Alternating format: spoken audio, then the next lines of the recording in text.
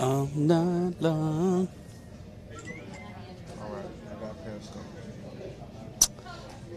Hey there, Jordan Sheridan, live, along with Jenn. We are in Flint, Michigan, for very, very important reporting and also, obviously, crunch time before the midterm elections. We got here yesterday. If some of you were paying attention last night, we were live at an event at a local Flint church. Judge Mathis, who is a TV judge, helped bring they called it a caravan, which is funny, but they brought a caravan from Detroit of bottled water to donate to Flint because obviously the state government of Michigan shut down the water pods in Flint basically like 6 months ago. But that's actually not why we're here. We broke a major story yesterday. We've been working on it for probably 5 months that very clearly shows the state of Michigan broke EPA regulations and cooked up data, basically cooked it, meaning falsely manipulated the testing data in Flint to make it appear that water lead levels were lower than they actually are. So basically, I want to explain the story to you, but first I want to wait to see if anyone's watching because I don't want to explain it twice. We do know YouTube likes to take its time informing the masses when we're live, so let's take a look. Normally, if I get the notification, that means it's going. A lot of times, if you don't get it, No. I'm waiting for more people to join, so I don't tell the story twice. That's what I was saying. And yes, Ty is with us off camera. He has a cast on his arm. He could barely stand up straight because. A sling. So we'll bring you in. We'll bring you in too at some point. Get the family going. All right, we've got 25 people.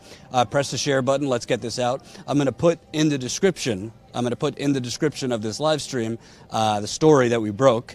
It's definitely not a quick read, but it's a very important read. Jenn and I knocked on 400 doors over the summer.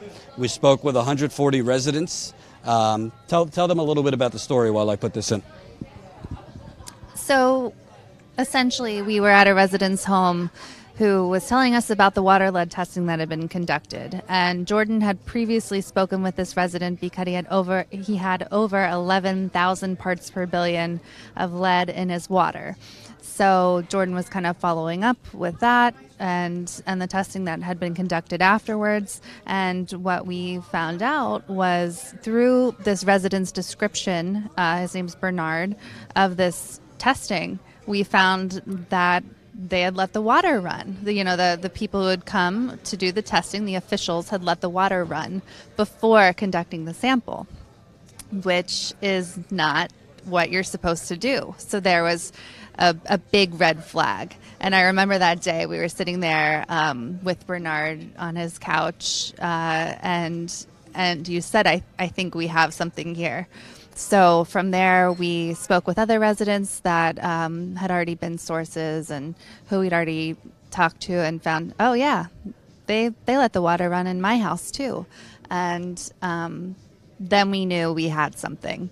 And when you let the water run, it flushes the lead out, to make that very clear. And in fact, there's a study out of D.C. where if you let the water run for 10 minutes before conducting a lead sample, it takes out about 95% of the lead in the water.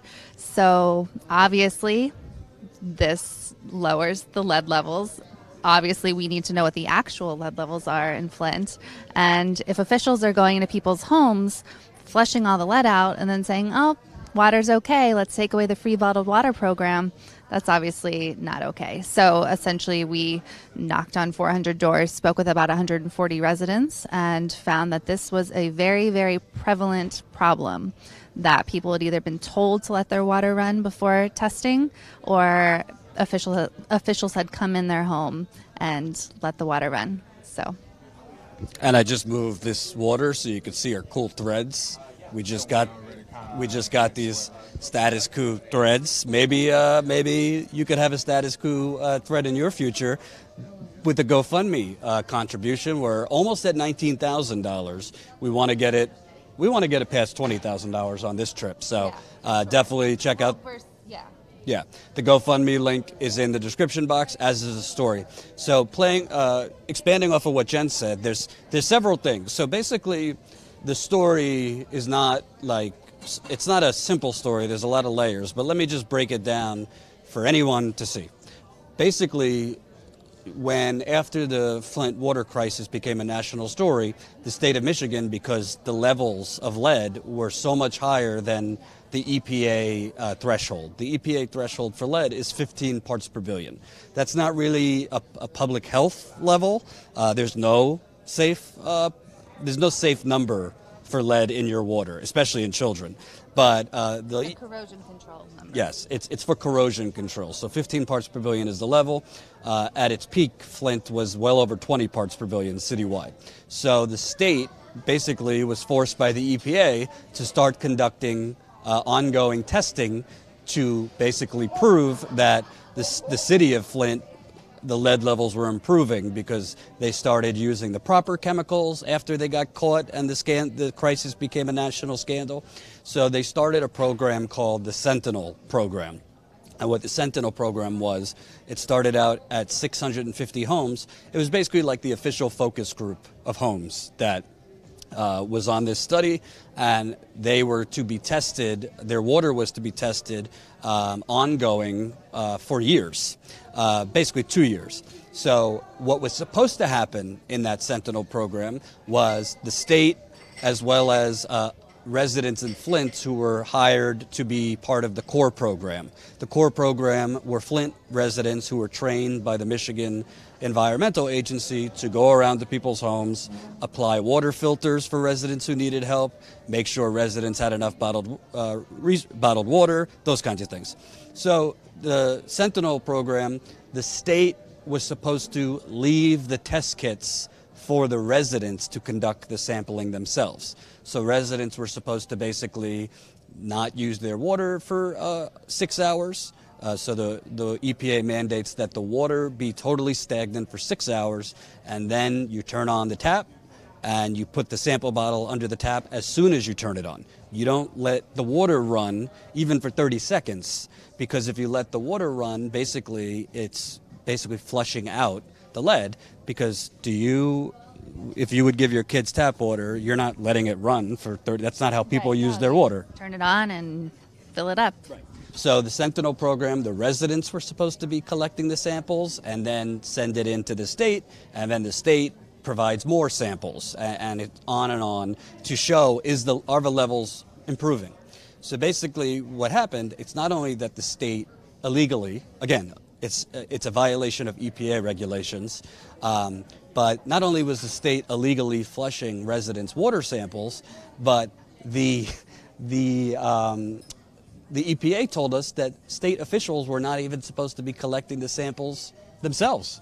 The state was supposed to just leave the test kits for the residents. So you have state officials going into Flint residents' homes and collecting the samples themselves for the residents, violation number one.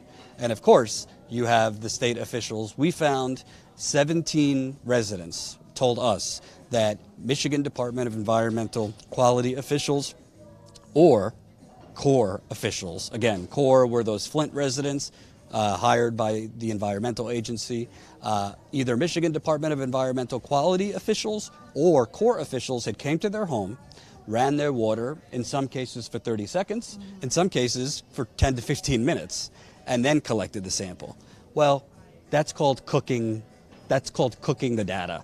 You're literally flushing out the lead. And that, again, we only knocked on 400 doors in Flint. There's 40,000 homes in Flint. So we found, of the 400 doors we knocked on, obviously everybody wasn't home. So we spoke with 140 residents, and we found at least 31 homes that had flushing going on. 17 of those homes, it was Michigan Department of Environmental Quality officials or those CORE workers who themselves flushed the water before taking the sample. 14 other homes told us it was actually the residents who flushed the samples because they were told to do so by Michigan Department of Environmental Quality. So basically you either had Michigan Department of Environmental Quality officials doing it themselves, or basically knowingly telling the residents the wrong way of testing to get lower lead levels. Shocker. What was the response by Governor Rick Snyder's administration, as well as Michigan Department of Environmental Quality? Their response to our findings were simply that the residents are confused. They told us that the residents are, quote, having some confusion about the type of testing that went on in their homes, and they basically told us that there was a lot of different forms of testing in Flint, and some of those tests actually did have flushing before taking the sample. The only problem with that is it's not true. Yes, there are many forms of testing. However, for the official state program that was used to basically prove to the EPA, hey, Flint's lead levels are now back to the levels that you mandate, you're not allowed to flush. And we confirmed a lot of work that went into this. Ty is actually working on a documentary of our reporting. We confirmed that all these 31 homes were on the official state program that was used for EPA regulatory compliance. So basically, there couldn't be any flushing in these homes for these tests, and there was. So basically, like Jenn said, we were here following up on a previous story, and one resident told me that officials came into his home and flushed. So I didn't even know that was a problem at first. It wasn't until a source we have here said, oh no, they're not supposed to do that. Spider says, cleaning up the data while knowingly continuing to poison people. Yes, that's exactly what they were doing. So after we were told by that first resident, and by the way, this started in May, our reporting, in May. After we were told by that first resident, I asked another two, and out of those two residents we asked, another one said, yeah, they came in and flushed the water. So on a hunch, with no money, this was before our GoFundMe, this was before we even launched Status Coup, Jenn and I stayed here for 2.5 more weeks. So in total, we were on the ground here for 3 weeks over the summer. It was very, very hot, which you'll see in the documentary. We knocked on 400 doors. At first, we were basically, we didn't really have any way of knowing which homes it happened. We kind of just tried to find homes that had the highest lead levels, the highest documented lead levels. So tell them a little bit more about it was like a political grassroots canvassing, only for reporting. Yeah, we actually had one of our sources here compile a list for us, because we said, okay, we know we want to find, we want to talk to residents. Where do we go? How do we start? There's 40,000 homes here. It's like, where do we even start? So she compiled a list for us with homes with the highest lead levels. So we started there. We found some flushing in those situations, but we really wanted to find these homes that were on this particular Sentinel program, because while all of the Flint homes are important, and while flushing shouldn't occur in any instance of sampling for lead, this Sentinel program was used to declare the water safe and was used to take away the free bottled water that they had been passing out. So we were kind of at a loss, and I think a couple of times we actually did run across Sentinel homes, but it still wasn't enough. So we were actually pointed in the direction of this geostatistician named Pierre Gouvert, and he had done this mapping based on so let me back up a little bit and say that the state of Michigan has certain information on their website related to these homes and the Sentinel addresses. They only list the street names, which is a huge problem because obviously there are a bunch of different houses on these streets. So Pierre had taken statistics, and I don't even really understand the process. He's a very brilliant man. He's written academic papers on this to pinpoint the exact addresses.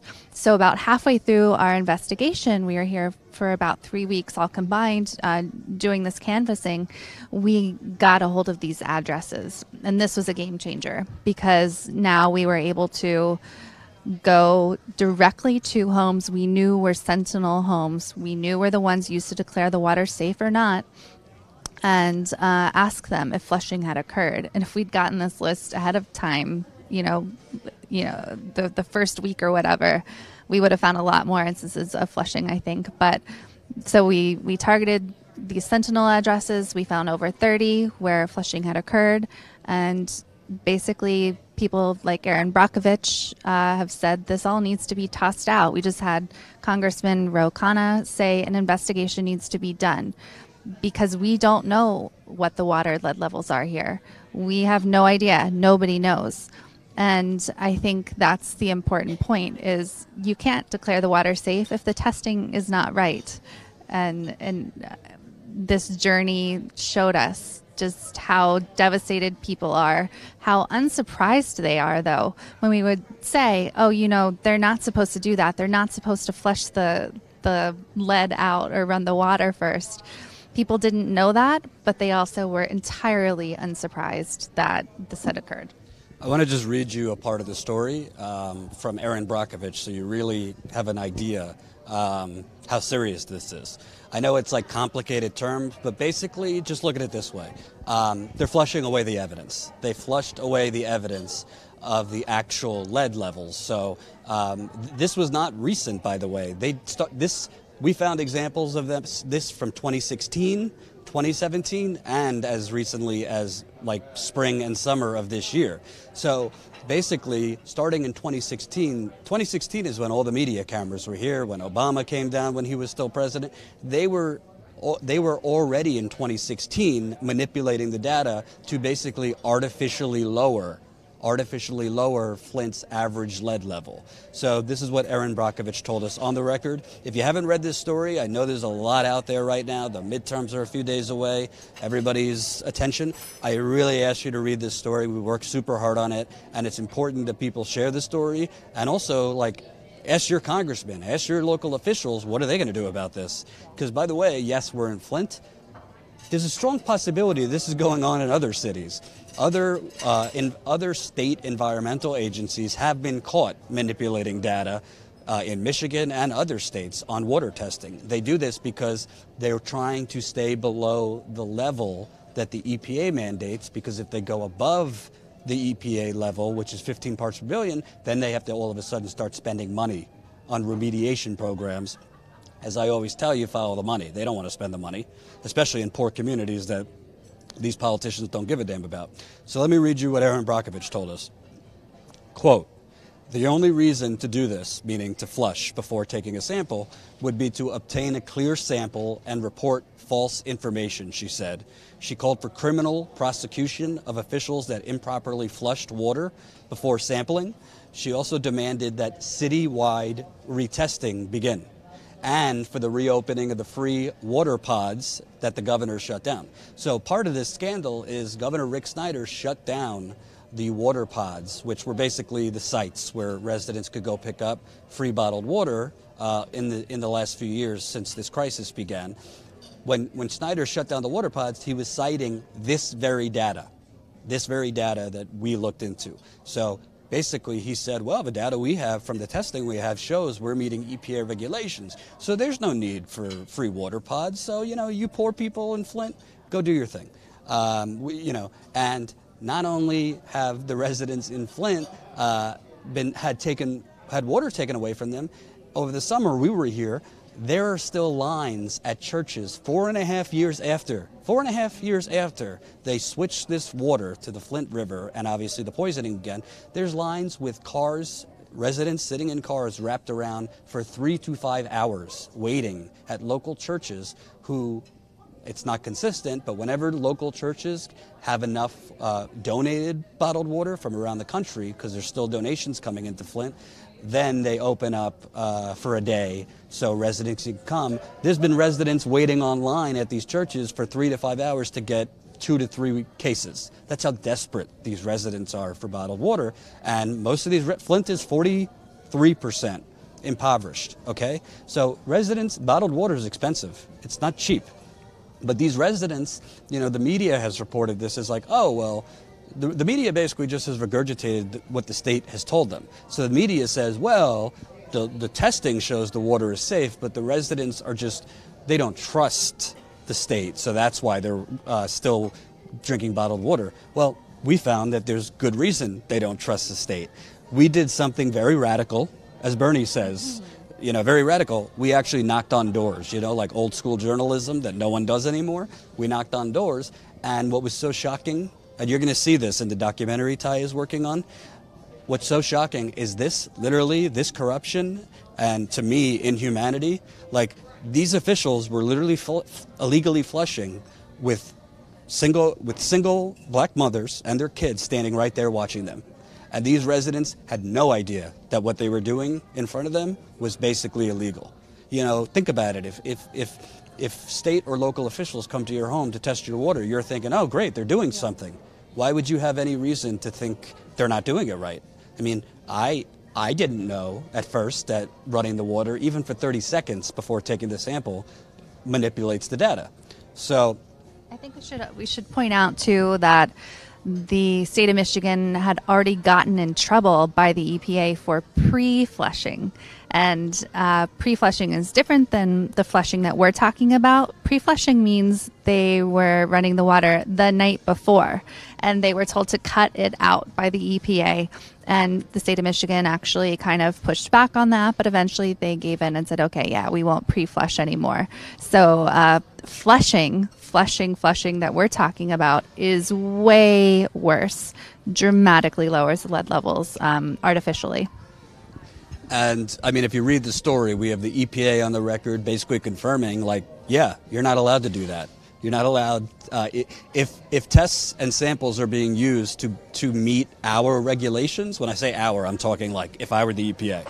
So if testing is being used to meet EPA regulations, the water has to be stagnant for 6 hours, meaning you can't use the water for 6 hours. And it has to be taken as a first draw, they call it, meaning you turn the water on, put the sample bottle in right away. So we have a plumber explaining that even for 30 seconds, you could be flushing out all of the lead that's in the internal home fixtures, because a lot of the lead was interior plumbing, because the Flint River water ravaged not only the street pipes, but the interior plumbing in the homes. We have the EPA on the record confirming our reporting. We have Erin Brockovich on the record. We have plumbers on the record. We have a toxicologist on the record. We also have heartbreaking stories of residents who are sick because of this. Now, to be clear, because we want to be responsible, we make clear in the story we can't prove cause and effect, right? So there's a woman who's 34 years old that was part of this, who her home was illegally flushed, her water lines were illegally flushed, and she never had a health problem in her life. And then all of a sudden, she's drinking the toxic Flint River water with lead in it, and all of a sudden, she is diagnosed with thyroid cancer at age 34. They find spots on her kidney and things that don't just happen out of nowhere. We make clear in the story we can't prove cause and effect, so we don't know. We don't know if it was the lead. We don't know if it was the Flint River. We do have a toxicologist on the record in the story explaining that some of her symptoms could be from the contaminants that were found in the Flint water. But we have her in the story. We have a woman named Nakia. She had two separate miscarriages, both times she was carrying twins after drinking this water. Interesting thing about Nakia, and to me, if you read the story, you'll get it. This was the light bulb moment. Basically, the Michigan Department of Environmental Quality refused. I must have asked them 5 times. They refused to answer me if they sent officials to this one resident's home for a water test in February 2016. We have written evidence. We have written paperwork showing that her home was tested in February 2016. The resident very, very strongly says officials came to my home. My kids and I watched these officials run the water for at least 2 minutes before taking the samples. And we asked Michigan, can you tell us if you sent officials? Because either the residents making it up, or all these residents are imagining things, ghosts coming into their home and running their water, or the state is lying. The state would not, on the record, answer me if they sent officials. And I think the reason they wouldn't answer is if they acknowledge that they sent officials to this one resident's home, then they're acknowledging that they went against the EPA's protocol. The EPA said, no, the state was not supposed to be collecting the samples for residents. The state was supposed to be dropping off the test kits. So there's a lot of, I mean, our story is just littered with facts. I mean, and we've worked hard on this, and we got here yesterday, and we've been trying our best to push it out and get it picked up by national media, which has been difficult because the midterms are coming up. And obviously, we'll definitely talk about this at another time. We have found along the way of trying to get this story published that if there's no Trump angle, if Trump's not a part of the story, or there's no, sensationalism, a lot of outlets just aren't interested in evidence of, environmental poisoning, states, cheating on testing. Not sexy enough. But I don't want to get into a detour. So we've been pushing this story out as much as we can. Congressman Ro Khanna has tweeted yesterday calling for an immediate investigation based on our reporting, and also called for the free water pods to be reopened while this testing is investigated. Representative Congresswoman Tulsi Gabbard just tweeted about this also, calling for the same thing Congressman Khanna called for. We have the story and calls into Representative Elijah Cummings' office. Elijah Cummings has not been silent about Rick Snyder. Should have had charges. The governor of Michigan, there should have been charges against him. We've sent this to a lot of people. We're obviously trying to get the attention of Michael Moore. He has not commented on this yet, but we're hoping he does. Susan Sarandon has tweeted about this. Who else? Abdullah Al-Said, who ran for governor during the primary. The two governor's candidates in Michigan are both on the record in our story. Gretchen Whitmer on the Democrat side, Attorney General Bill Schuette on the Republican side. And what's so troubling about this whole thing is the bottom line is, essentially Michigan, from our reporting, this is an opinion, this is what we found, essentially doctored data to sweep the Flint water crisis under the rug. It's almost like Bush declaring mission accomplished in Iraq. It was essentially Governor Rick Snyder, his environmental agency, declaring mission accomplished. The water's back to normal levels, and now we could shut down the water pods for these poor, it's not just poor black people. Flint is poor, period. It's predominantly black, but a lot of white people here too. Shut down the water pods. They don't even send out, they don't even make available the same number of free water tests they used to. So basically, it was an attempt to falsely declare the lead levels were improving when they weren't. Now, I think the most important thing is, who knows what the actual lead levels are, because we don't know how pervasive this illegal flushing was.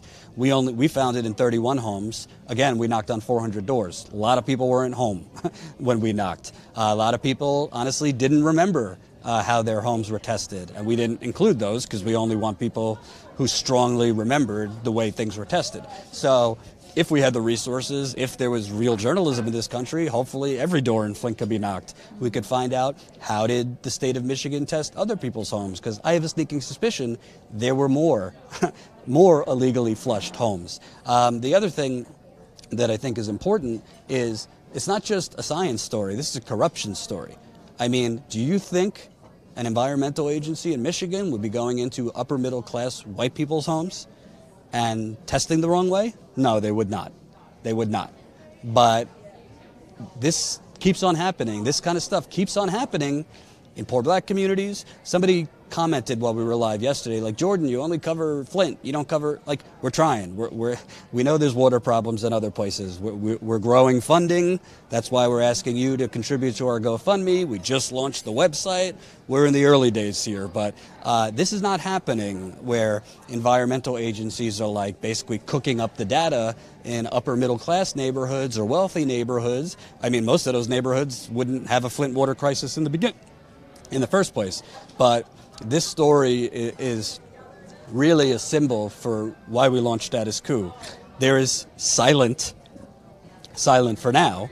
There's silent corruption. There's silent illegal behavior. This is illegal. Like Erin Brockovich said, it's illegal what the Michigan Department of Environmental Quality did. And by the way, as the story lays out, this is an environmental agency that's been caught numerous times manipulating data in Flint, in Detroit. This is the same environmental agency that lied to the EPA in 2015. They told the EPA, yeah, we're adding the proper corrosion control. The reason the lead crisis happened in the first place, when cities like Flint get their water, it's supposed to go to a plant. So you get it from, whether it's the Flint River or Lake Huron, it goes to the treatment plant, and there's supposed to be corrosion control chemicals added into the water during the treatment process to make sure that the water isn't corrosive. Those chemicals were not added into the Flint River water, and that's why when that water went into the pipes, the lead leached off the pipes because the water was so corrosive. There wasn't the chemicals added in. Well, the Michigan Department of Environmental Quality blatantly lied to the EPA and said, oh no, we have the proper corrosion control chemicals. Why didn't they put the chemicals in? Because it was more expensive. And you know, poor people, who cares? So, we just published this yesterday. We're trying to get some traction. Obviously, the midterms are Monday and Tuesdays, and Trump's now talking about shooting people at the border. So there's a lot of things that's going on right now that make it hard to break through, but we're just going to keep trucking along. I was grumpy this morning, which wasn't pleasurable for Jenn, because certain people who said they were going to share it didn't. But hey, we have, I think the original tweet has like 700 retweets so far. We have 2 congressmen calling for an investigation.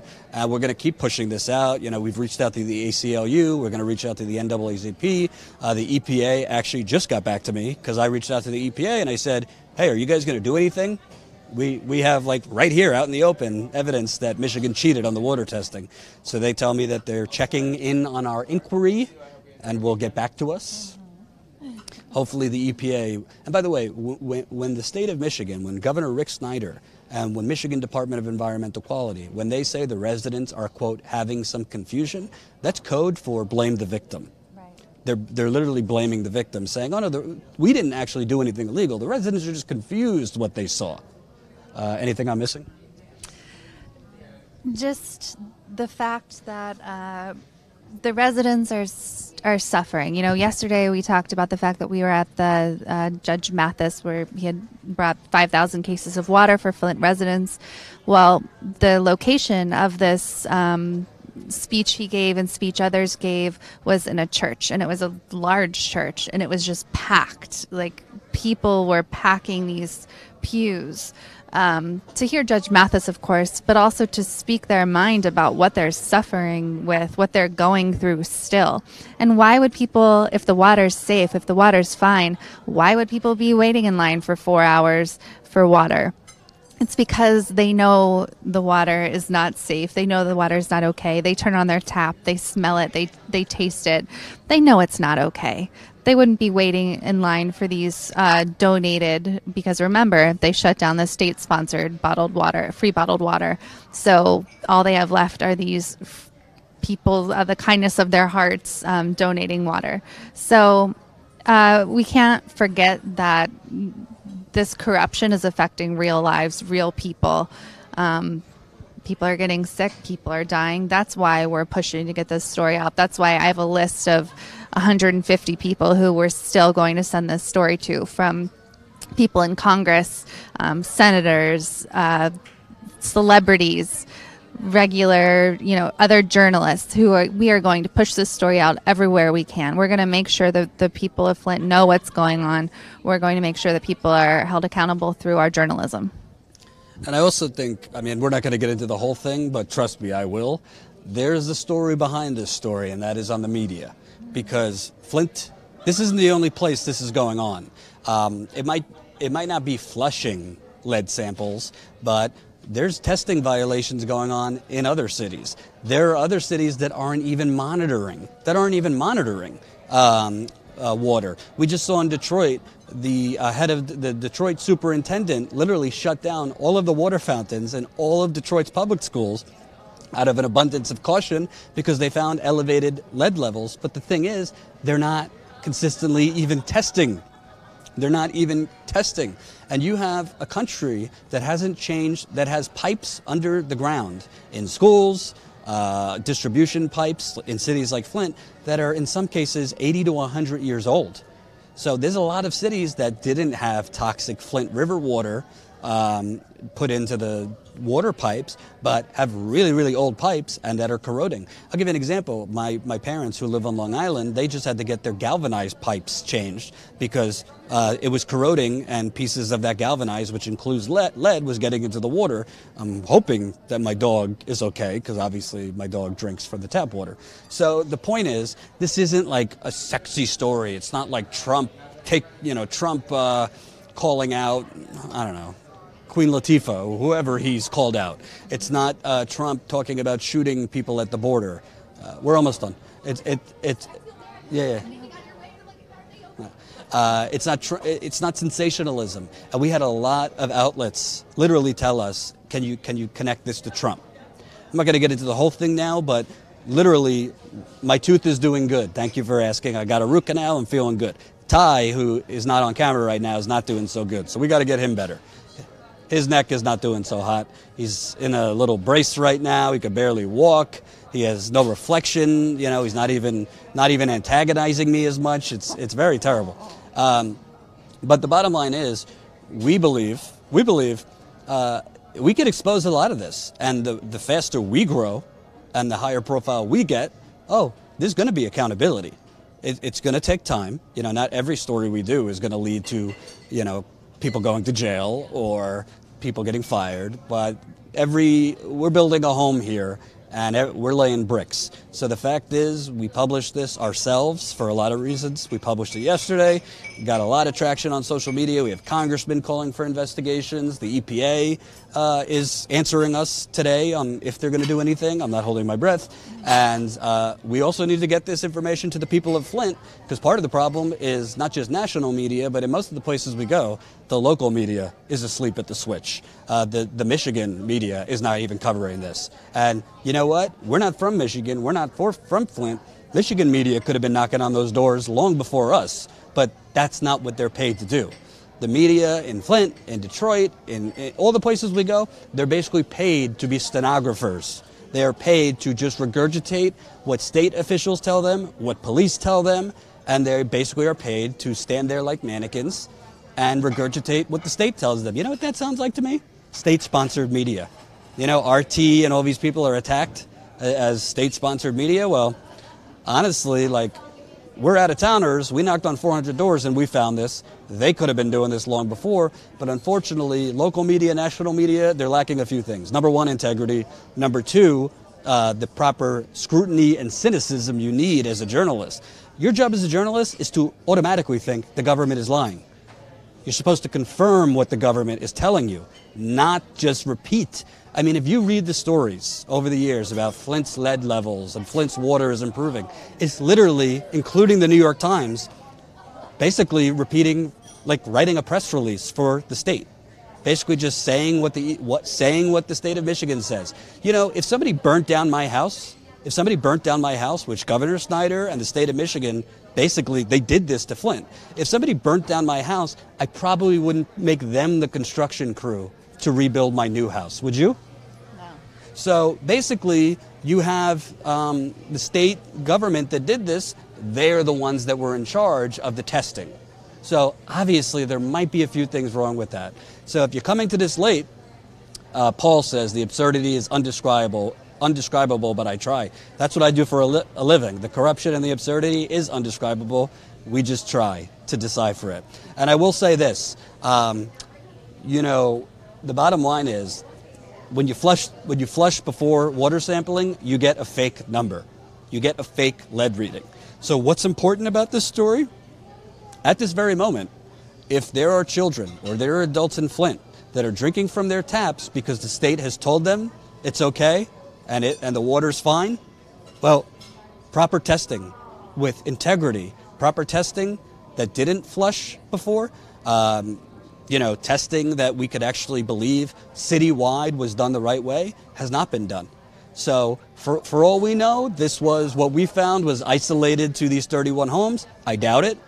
But again, the most important thing is people could very well be drinking water from their taps because the state have told them it's okay, or they just don't have the time or the money to go buy bottled water or go wait on lines for donated water. So they might be drinking. We met people that are drinking from the taps. We've met people that are putting their babies in the Flint water to bathe and literally have white blisters all over. We met a 1-year-old, and they just moved into this home in Flint. This 1-year-old had white blisters all over her arms, her legs, and her ears a month after moving into this Flint home.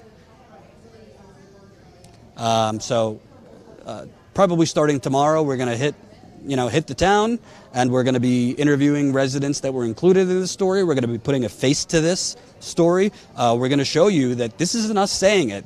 These are residents saying, yeah, state officials came into our home. Yeah, we watched them. They ran the water, and then they took the sample. And by the way, if you read the story, you have the state refusing to even acknowledge if they sent officials to certain homes. You've had residents calling the state to try and get the paperwork to prove that the state officials came, and the state basically stonewalling them. There are efforts to cover this up. And some people say, Jordan, why do you only cover Flint? It's not that I only cover Flint. Flint is ground zero for this. This isn't just about Flint. If you let this be normalized in Flint, that is the playbook for other government officials. If they could get away with it here, they're going to get away with it everywhere in America. So that's why we're covering it. Thank you for the $9.99 Sway Ocean, Fight for Flint, a precedent that will help the nation. That's what we're doing. So what do we need from you? We need you to share this story, read it, share it, post about it. Give claps on Medium. Give claps on Medium. I didn't even know that was a thing, but how this gets seen further on Medium is tell them how to do that. So part of the way that Medium works is the more claps a story gets, the higher it shows up on their pages. So go to the post on Medium. You'll see hands, like literal hands, a drawing, and just click those and clap as many times as you can from your Medium account. It just helps us get the story seen to more people. Yeah. And also, I mean, listen, we gotta keep on drilling this home. We're incredibly grateful for the amount we've raised so far. We got to keep it going. We're talking about possibly going somewhere on Tuesday for the midterms. We don't know where yet. We need more funding to do that. And we also, honestly, we need funding for marketing and advertising. These stories, as important as it is to break these stories, we also need the funding, which you could talk about more, to get it seen more, paid ads, paid sponsorship, those kinds of things. Because at the end of the day, we're not selling out. We're not going to go work for BuzzFeed. We're not going to go work for the Washington Post. So we are guerrilla reporters here. So not only do we need to break the stories by knocking on the doors and doing the hard work that no one else is doing, but we also need funding to go to the places and put dollars into advertising and marketing these stories. And don't think of it as, you're not doing this for us. You're doing this for the people of Flint to get the truth out there, to get the story out there, and hopefully the story will lead to real change. And that's the goal.